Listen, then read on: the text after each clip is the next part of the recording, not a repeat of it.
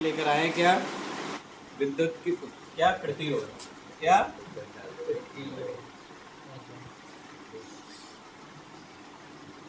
सबसे पहले तो हम इसकी परिभाषा देखते हैं कि परिभाषा किस ठीक है क्या होती है। तो देखो इलेक्ट्रॉन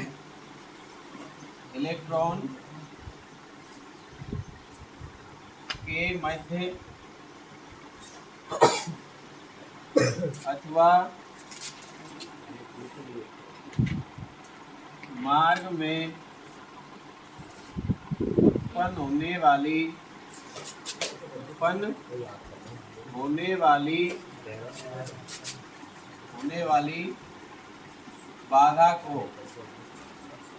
वाली बाधा को प्रतिरोध कहते हैं। क्या कहते हैं? प्रतिरोध। क्लियर। मान लो किसी चालक तार में हम धारा प्रवाहित कर रहे हैं, किसी चालक तार में क्या कर रहे हैं? धारा प्रवाहित कर रहे हैं और उसमें कोई बाधा उत्पन्न हो जाती है। क्या हो जाती है? कोई बाधा उत्पन्न हो जाती है तो उसी को क्या कहते हैं अपन? प्रतिरोध कहते हैं। ठीक है। इलेक्ट्रॉन के मध्य अथवा इसके मार्ग में उत्पन्न होने वाली बाधा को क्या कहते हैं? प्रतिरोध कहते हैं। ठीक है। उसमें जो बाधा उत्पन्न होती है उसी को क्या कहते हैं अपन? प्रतिरोध कहते हैं। अब देखते हैं हम प्रतिरोध किन किन कारकों पर निर्भर करता है। तो प्रतिरोध की निर्भरता, तो हम देखते हैं कि प्रतिरोध किन किन कारकों पर निर्भर करता है। तो सबसे पहले प्रतिरोध निर्भर करता है चालक तार की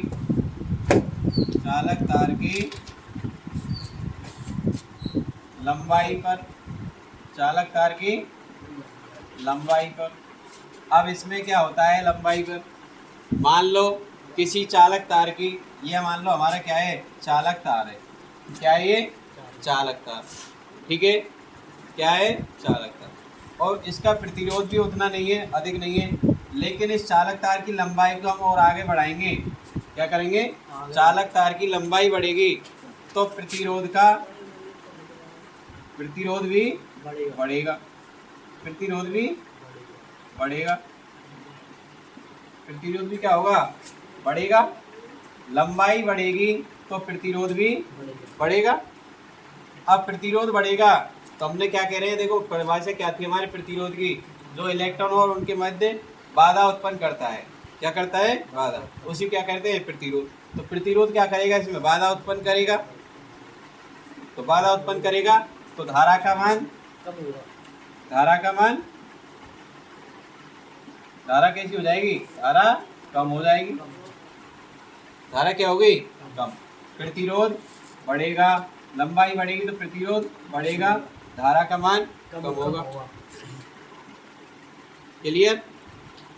यहाँ तक ये एक तो निर्भरता इसकी होगी चालक तार की लंबाई पर। दूसरी निर्भरता देखते हैं हम।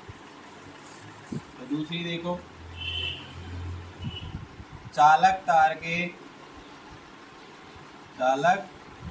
के अनुप्रस्थ काट के क्षेत्रफल पर। ठीक है। अब क्षेत्रफल मतलब या उसकी मोटाई, क्या? चालक तार की मोटाई। अब मान लो हमारा ये चालक तार है, ये हमारा क्या है? चालक तार है। ठीक है।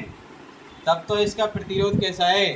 समान है, कुछ पता नहीं है कितना है, लेकिन इसकी हम और मोटाई बढ़ा देते हैं चालक तार की। हमने इसको इतना मोटा कर दिया तो देखो इसका क्षेत्रफल बढ़ा है या नहीं है? मोटाई बढ़ी है या नहीं बढ़ी? तो इसकी मोटाई बढ़ेगी। क्या बढ़ेगी? मोटाई बढ़ेगी तो प्रतिरोध घटेगा। मोटाई बढ़ेगी किसी चालक तार की, हम इसको जितना और मोटा करेंगे तो प्रतिरोध और भी कम होता जाएगा। प्रतिरोध और भी, तो देखो मोटाई बढ़ेगी तो प्रतिरोध घटेगा। अब प्रतिरोध घटेगा तो धारा बढ़ेगी। धारा क्या होगी? बढ़ेगी, धारा बढ़ेगी। क्लियर, सीधे हैं बिल्कुल। चालक तार का अनुप्रस्थ काट का क्षेत्रफल बढ़ेगा तो प्रतिरोध घटेगा और धारा बढ़ेगी। हमें तो इसकी विपरीत लेना है धारा को बस। ये बढ़ेगा तो धारा घटेगी, ये घटेगा तो धारा बढ़ेगी। क्लियर। अब हम देखते हैं अगला कि प्रतिरोध किस पर निर्भर करता है और एक और कारक। तो देखो तीसरा कारक है इसका पदार्थ की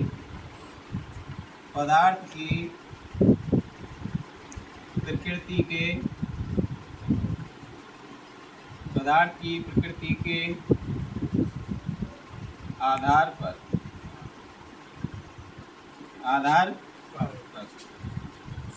पदार्थ की प्रकृति के आधार पर। अब पदार्थ की प्रकृति मान लो, पदार्थ की प्रकृति कैसी है, कैसा पदार्थ है। अब मान लो हम लेते हैं, देखो कभी भी आप बाजार जाते हैं, क्या जाते हैं, बाजार जाते हैं, तो आप क्या करते हैं, दो आपके लिए दो डोरी देता है, दो केबल देता है, या कोई भी आप सामान लाते हैं तो उसमें जो तांबे की वस्तु होती है, क्या होती है, तांबे की, और एक होती है अपन की एल्यूमिनियम की। किसकी, एल्यूमिनियम की। तो ज़्यादातर देखो आपने दुकानदार को देखा होगा, जो तांबे की वस्तु होती है उसको तो वो देता है महंगा, और जो लोहे वाली होती है उसको देता है सस्ता। अब इसका कारण क्या है, तो देखो ये तांबे वाली है हमारी, इसकी है तांबे की, ठीक है। तो जो तांबे की प्रकृति होगी या तांबे के साथ वस्तु से बना होगा, उसका प्रतिरोध तो कैसा होगा, प्रतिरोध कैसा होगा, इसका प्रतिरोध तो होगा कम। और जो लोहे वाली होगी, लोहे वाली का क्या होगा, लोहे वाली का प्रतिरोध कैसा होगा, अधिक होगा। इसका प्रतिरोध होगा या नहीं, अब इसका अधिक होगा तो मान लो इसका प्रतिरोध कम है तो धारा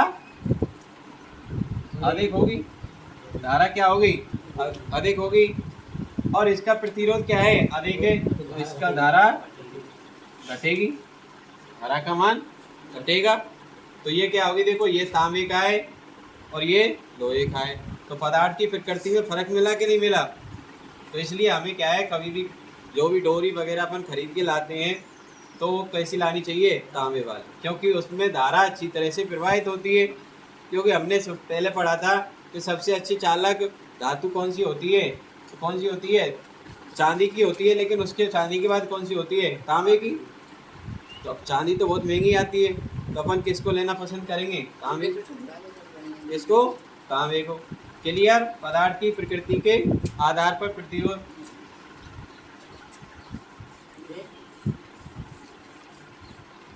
अब देखो चौथा पॉइंट, ताप का प्रभाव।